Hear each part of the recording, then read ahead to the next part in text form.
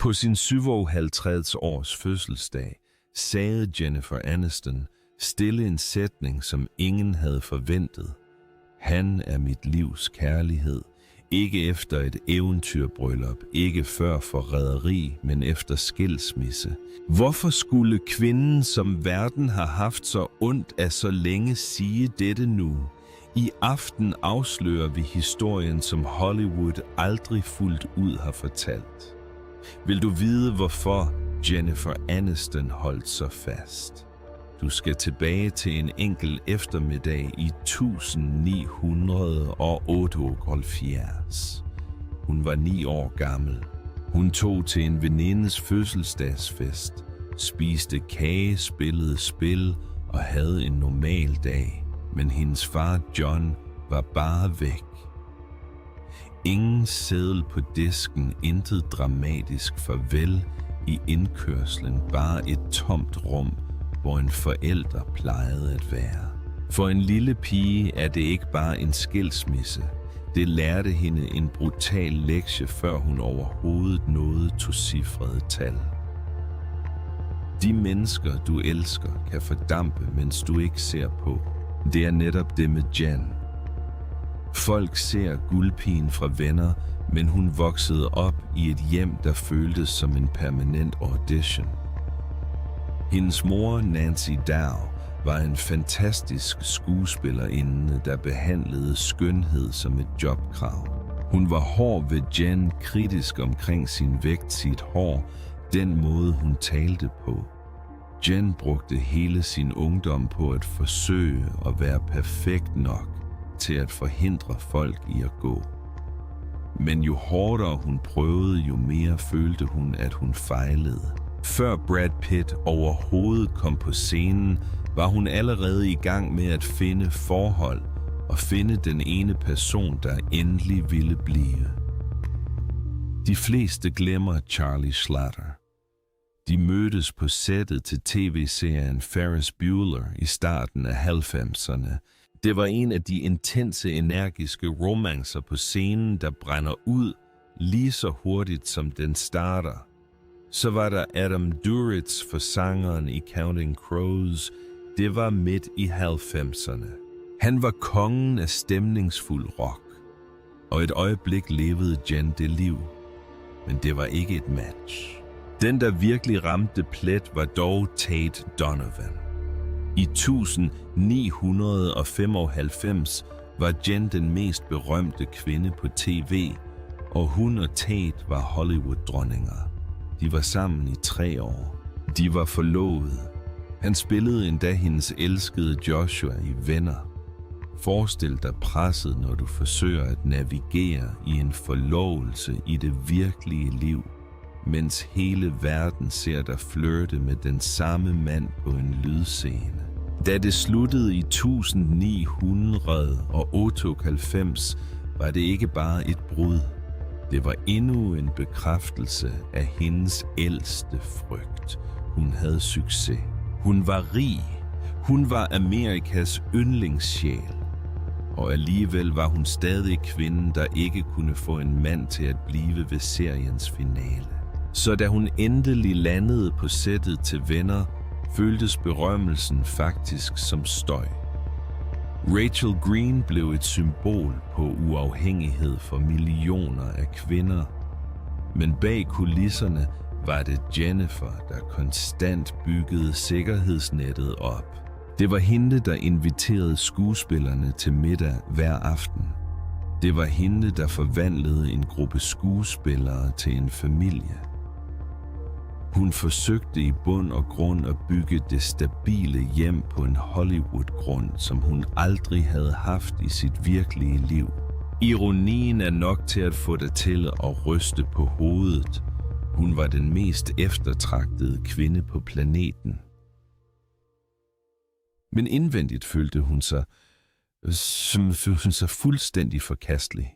Hun levede i en tilstand af hyperovervågenhed, tjente $1 million per episode, men ventede stadig på, at gulvet skulle falde væk under hende. Hun var en kvinde, der havde erobret verden, men stadig den 9-årige pige, der kom hjem til et tomt hus, og det var da Brad Pitt kom ind. I 1998 satte Hollywoods mest magtfulde manager sig ned og besluttede sig for at lege Gud. De arrangerede en blind date mellem de 2 største navne på deres liste, Brad Pitt og Jennifer Aniston. Det var ikke et romantisk møde på en café. Det var en forretningsfusion med høje indsatser, der tilfældigvis gik i vasken. Brad var lige kommet ud af et meget offentligt og meget cool brud med Gwyneth Paltrow. Jen var endelig færdig med dramaet med Tate Donovan. De var de 2 mest værdifulde variabler i Hollywoods ligning. Og da de endelig satte sig ned til middag, var kemien så øjeblikkelig, at det næsten var skræmmende. For en kvinde som Jen, der havde brugt sit liv på at navigere i sin mors skarpe kritik og sin fars pludselige forsvinden, føltes Brad som en varm brise. Han var charmerende, ja, men han tilbød noget, hun havde sultet efter, siden hun var 9 år gammel, løftet om en fæstning. Han så hende i øjnene og overbeviste hende om, at han var den fyr, der endelig ville blive. Den 29. juli 2000 besluttede de sig for at fortælle verden, at de mente det alvorligt. De stod på en klippeside i Malibu og holdt et bryllup, som branchen stadig taler om i dæmpet tone. Det var et $1 million skue i en tid, hvor $1 million faktisk betød noget. Vi taler om 50.000 blomster, mest roser og blåregn, der dækkede hver en centimeter af ejendommen. Der var 4 bands, et gospelkor og et massivt fyrværkeri, der oplyste Stillehavet. Det var en kongelig kroning for Hollywoods nye konge og dronning. Men hvis du spørger de mennesker, der rent faktisk var, der var wow-øjeblikket, ikke fyrværkeriet, det var løftet. Jennifer stod der i en guldlang hvid kjole og lovede at lave Brad sin yndlingsbanan milkshake, når han ville. Brad kiggede tilbage og lovede altid at finde et kompromis med termostaten. For de 200 A-liste gæster var det et sødt og jordnært øjeblik. Men for Jen var det en hellig kontrakt. Hun byggede et hjem ud af milkshakes og aircondition. Hun troede, hun endelig havde fundet en plads ved et bord, der ikke ville gå i stykker. I de næste 5 år var de urørlige. De gik ikke bare på de røde løbere. De ejede dem og bevægede sig gennem folkemængderne som en enkelt perfekt koordineret organisme. De var ikke længere bare skuespillere. De var arkitekter bag branchen, der sammen lancerede Plan B underholdning. De byggede en forretning, et brand, og det Jen troede var en permanent fremtid. Sagen er den, at Brad plejede at gå rundt og fortælle alle journalister, der ville lytte, at han ville have en varevognsfuld børn. Han talte om at få 7 børn om et hus, fyldt med støj og kaos. Jennifer troede på ham. Hun lænede sig op af den vision og troede, at hun endelig havde fundet den partner, der delte hendes drøm om en højlydt, stabil familie. Men under den kejserlige facade begyndte skyggerne allerede at strække sig. Mens Jen gjorde sig klar til at bytte studielyset ud med et børneværelse, blev Brad rastløs. Han var en mand, der trivedes med kreative omvæltninger. En mand, der altid ledte efter et manuskript, han endnu ikke havde fundet. Han begyndte at trække sig væk og ledte efter en anden slags liv, en vildere, mere uforudsigelig energi, der ikke passede ind i en stue i Malibu. Jennifer var travlt optaget af at lave milkshakes, men indså aldrig, at hendes mand allerede var holdt op med at være sulten efter det liv, de havde bygget sammen. Drømmen var stadig smuk, men manden hun elskede ledte allerede efter en udvej. Luften inde i deres palæ i Beverly Hills begyndte at føles anderledes omkring 2003. Udadtil var de stadig det gyldne par, de to personer, som alle magasinredaktører ønskede på deres forside. Men Jennifer begyndte at indse, at man ikke kan bygge en fremtid på et fundament af måske. Hun var klar. Hun ville have børneværelset, barnevognene, opbremsningen i en karriere, der allerede havde givet hende alt. Hun var også højlydt omkring det. Hun fortalte journalister, at hun glædede sig til at blive mor i den tro, at manden, der engang talte om en varevognsfuld børn, stod lige der ved siden af hende. Brad stod dog ikke stille. Han vibrerede af en rastløs energi, der ikke passede ind i det stille, hjemlige liv, Jennifer forsøgte at kuratere. Han virkede træt af det perfekte manuskript. Han ledte efter noget mere kaotisk, noget, der ville sætte hans verden i brand igen. For ham var den bolig, de havde bygget, ikke et fristed. Det begyndte at føles som en blindgyde. Så kom det interview med W Magazine fra 2004. Det er et øjeblik, der stadig får folk til at stoppe op, når de ser tilbage på vraket. Da reporteren spurgte hende om Brad var hendes livs kærlighed, gav Jen et svar, der burde have været en sirene. Hun sagde, at han er en stor kærlighed. Hun udelod det vigtigste ord, det var en lille hvisket indrømmelse af en kløft, der allerede var for stor til at bygge bro over. Hun kunne mærke ham glide væk ind i en verden, hun ikke hørte til. En verden, hvor hendes stille drømme om et tilflugtssted i forstæderne blev overdøvet af hans behov for noget andet. Så kom produktionen af Herre og Fru Smith. Kulissen var en krudttønde. Jennifer var der ikke, men hun kunne mærke varmen på kilometer afstand. Angelina gik ikke bare ind i fortællingen. Hun blæste dørene ud af den. Jennifer indrømmer nu, at hun fornemmede skiftet længe før tabloidpressen indhentede hende. Januar 2005. De tog til Anguilla med Courtney Cox og David Arquette. Et sidste forsøg på at redde det uredelige. Det virkede ikke. Et par dage senere udgav de den fælles erklæring om respekt og venlighed, men Hollywood handler ikke med venlighed. Det handles med blod. Det virkelige slag, det der forvandlede hendes private smerte til en offentlig dissektion, skete et par måneder senere. De billeder af Brad og Angelina på den strand i Kenya med Maddox dukkede op. Det var ikke bare en overskrift. Det var en offentlig henrettelse af Jennifers værdighed. Forestil dig at være den mest berømte kvinde i verden og få din mands nye liv smækket på hver eneste kasse i supermarkedet, mens du stadig prøver at behandle skilsmissepapirerne. Medierne forvandlede hendes liv til en tilskuersport.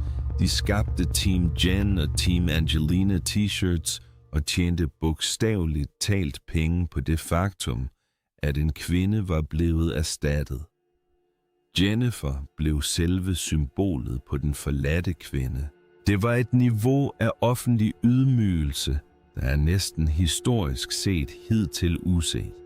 Hver eneste bevægelse, hun foretog, blev sammenlignet med det nye Brangelina-imperium. Gennem alt dette skreg Jen ikke. Hun tog ikke på grædeturné. Hun ventede i måneder, før hun gav et interview, hvor hun brugte et enkelt skarpt ord til at beskrive situationen. Cool. Det var hendes eneste våben, hendes værdighed. Hun nægtede at spille offerrollen selv, mens verden forsøgte at drukne hende i medlidenhed. Hun så fra sidelinjen til, mens Brad og Angelina byggede et globalt dynasti, adopterede børn og dominerede verdensscenen med deres aktivisme. Hver eneste overskrift om deres perfekte sammenbragte familie var en saltskraber i såret af det liv, Jennifer var blevet lovet på den klippeskråning i Malibu i år 2000. Hun var kvinden, der blev tilbage i det hus, de byggede, mens manden, hun elskede, løb mod en fremtid, hun aldrig engang var blevet inviteret til at se. Hun blev efterladt med stilhedens spørgsmålene og en arv på $200 millioner, der nu føltes som et hult trofæ for et liv, der var blevet slettet for øjnene af hende. I 15 lange år levede Jennifer Aniston i en verden, hvor hendes eget navn aldrig var helt nok. Hun var Amerikas yndlings, ja, men hun var også den permanente beboer i et tabloid reklamekammer, der nægtede at lade Brandon fra 2005 dø ud. Hun forsøgte at komme videre. Hun fandt Justin Theroux i 2011, en mand, der tilbød en helt anden frekvens. Intellektuel, edgy og komfortabel i New Yorks skygger. De giftede sig i 2015, men selv i den nye fæstning af privatliv sad Brad Pitts spøgelse altid ved bordet. Hvert interview, hun gav i 1,5 årti, var et minefelt. Det var ligegyldigt, om hun promoverede en ny film eller et nyt forretningsforetagende. Branchens gribe vendte altid tilbage til det samme vrag. De ville vide noget om hans seneste barn, hans seneste pris eller hans seneste optræden på den røde løber med Angelina. Medierne havde forvandlet Jennifers liv til et scorecard, en evig sammenligning, hvor hun konstant blev fremstillet som den ensomme kvinde, mens manden, der forlod hende, var i gang med at bygge et globalt imperium.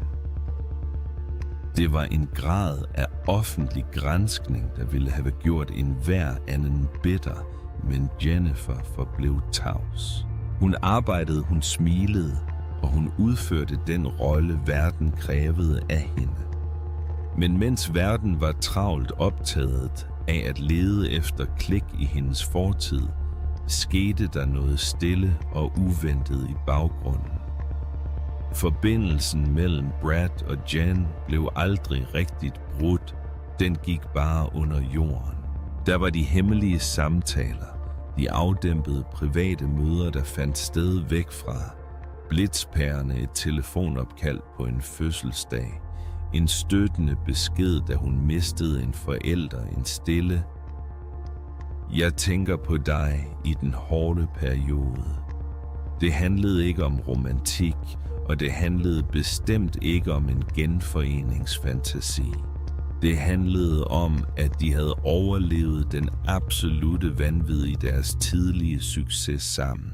De delte en historie, som ingen andre forstod, og efterhånden som de begge blev ældre, indså de, at 5 år af et fælles liv ikke kunne og burde slettes, bare fordi slutningen var grim. Jennifer iagttog Brangelina-æraens storhed og fald med en stoisk, næsten distanceret observation.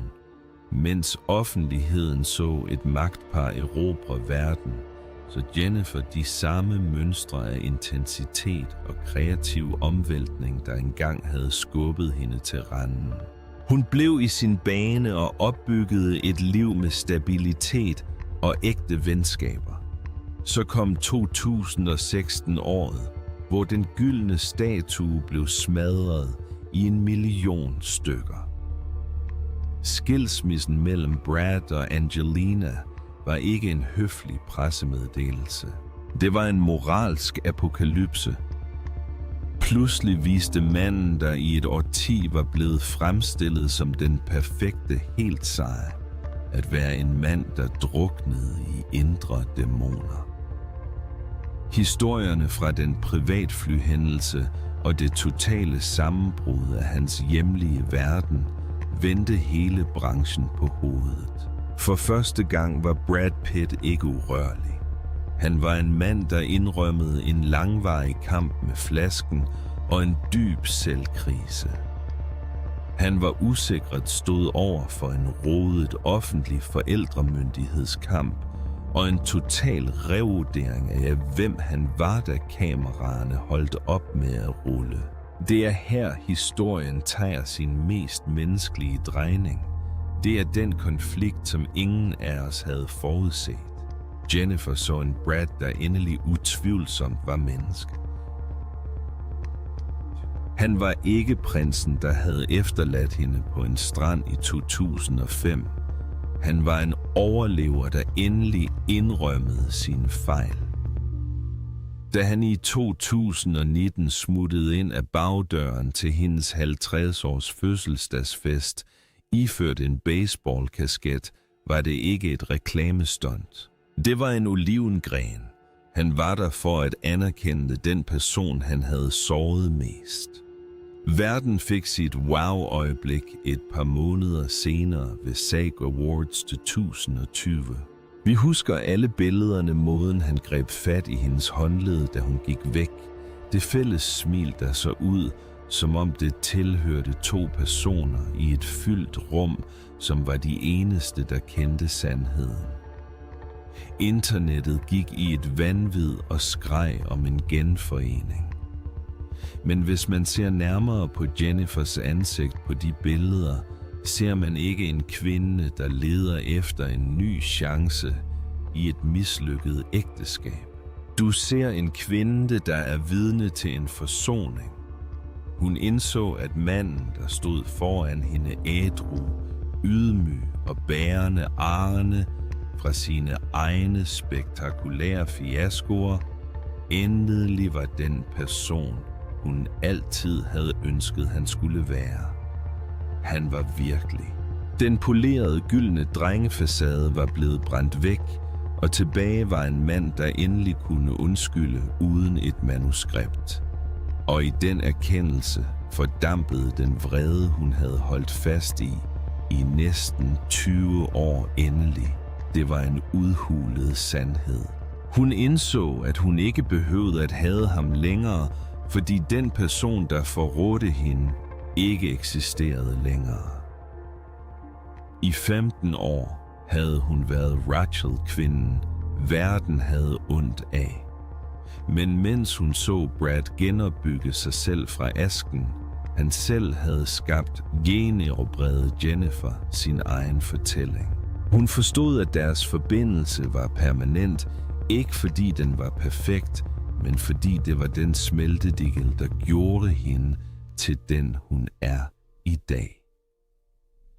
Hun tilbragte disse år i den 9 meter lange skygge af hans berømmelse og hans forræderi, kun for at indse, at skyggen blot var en illusion.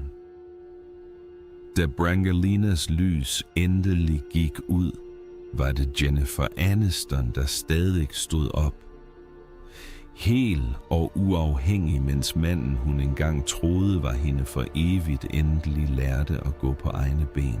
Det var den ultimative, uudtalte afslutning. En lang, langsom nedtoning af smerten og en frisk start på et venskab, der endelig havde fortjent sin fred. Da Jennifer Aniston endelig sagde ordene, "Han er mit livs kærlighed", talte hun ikke om en eventyrlig slutning. Hun talte om virkningen. Hun indrømmer, at Brad Pitt var arkitekten bag hendes verden. Det var ham, der lærte hende at overleve det utænkelige. Ved at føre hende gennem lykkens højeste tinder og de mørkeste gyder af offentlig ydmygelse, skabte han ved et uheld den kvinde, hun er i dag. Hendes livs kærlighed er ikke altid den, der bliver indtil rulleteksterne ruller. Nogle gange er det den, der knækker dig så fuldstændigt, at du er nødt til at genopbygge dig selv fra bunden, stærkere end du nogensinde ville have været ellers. Hun forsøger ikke at slette det, der skete i 2005. Hun gør noget meget sværere. Hun tager ansvar for arven af den smerte. Hun erkender, at trods forræderiet og Hollywood-støjen, kender hendes hjerte stadig frekvensen af den mand, der først fik hende til at tro på drømmen. Denne tilståelse er en mesterklasse i at vokse op. Det er en total afvisning af at være offeret. I en by, der kræver, at man enten har et perfekt ægteskab eller en bedre rivalisering, har Jennifer fundet sin egen mellemvej. Hun beviser, at nogle kærligheder bare sættes på pause, ikke afsluttes. Ikke fordi der er en efterfølger på vej, men fordi det mærke, de efterlod, er permanent. Hun tilbragte sin 57-års fødselsdag med at fortælle verden, at hun var færdig med at hade ham for at føle sig hel. Hun er færdig med at prøve at glemme det bare for at komme videre. Lektionen her er brutal, men nødvendig. Du kan elske den person, der har såret dig. Du kan finde værdi i en forbindelse, der mislykkedes. Du kan stå i vraget af en massiv Hollywood-arv og indse, at det vigtigste ikke var kontrakten eller ringen. Det var sandheden om, hvor meget du holdt af hende. Så jeg er nødt til at spørge dig. Hvis du var i hendes sted, ville du så have mod til at sige de ord? Ville du udnævne den person, der knuste dit hjerte til dit livs kærlighed? Fortæl os din sandhed i kommentarerne. Vi vil gerne høre om de kærligheder, der aldrig helt forlader os. Sørg for at like og abonnere, mens vi fortsætter med at trække tæppet fra for de virkelige liv bag Hollywood-maskerne.